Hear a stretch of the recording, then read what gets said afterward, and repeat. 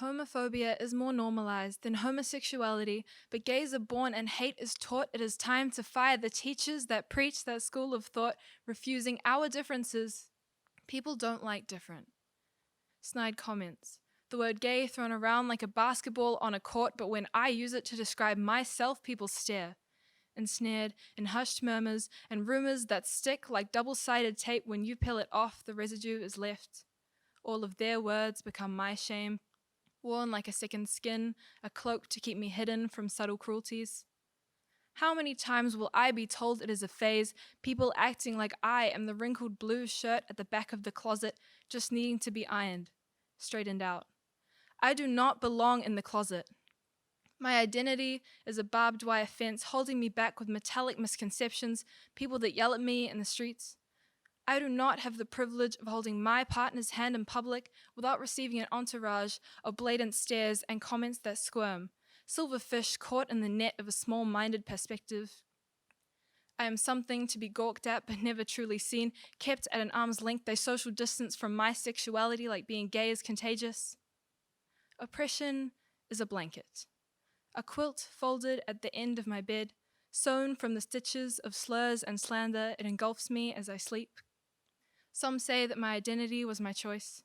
I've made my bed and now I must sleep in it. So why can't I share that bed with a girl? I spent too many nights curled up under that blanket as a child, wondering why I was different, why I was sentenced to a life of being cast to the outskirts. A funny joke or a crude debate, it might be a fun discussion for you, but that is my life you're toying with. I'm in a prison of my own making. My identity is the bars keeping me from freedom, and heteronormativity is the prison guard, the judge, and the jury. Heteronormativity is what keeps me in my cell. I do not walk the streets with freedom of expression. Instead, I bow my head and drag my chains. People say I'm lucky because I live here, and at least over here, I'm not getting stoned to death for my sexuality. But it doesn't feel lucky to have the bare minimum. It doesn't feel lucky to walk among straight couples and stick out like a bent nail that just needs to be hammered in straight. It doesn't feel lucky to have a woman drag her children past and hiss that we shouldn't be doing that in public, all because I am a girl holding another girl's hand, when there is a straight couple making out at the bus stop across the street.